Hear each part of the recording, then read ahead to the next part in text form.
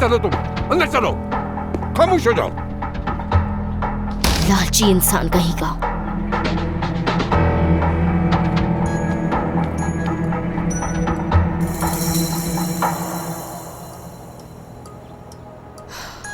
अब इस जुनेद की ही कमी थी।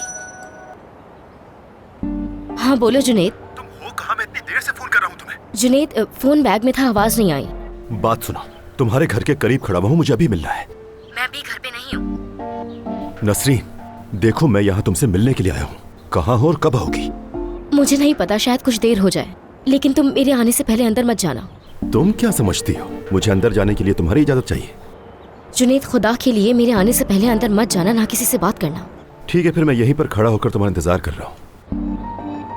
उफ मेरे खुदा, एक मसला खत्म नहीं होता कि दूसरा मसला खड़ा होता है मेरे सर पर। सादिया ये चाहती है कि हर कोई उसके मुताबिक जिंदगी गुजारे। उसे अपने इर्द गिर्द के लोगों की एक भी खामी बर्दाश्त नहीं होती। उसे हसन की इस तरह तजलील नहीं करनी चाहिए थी।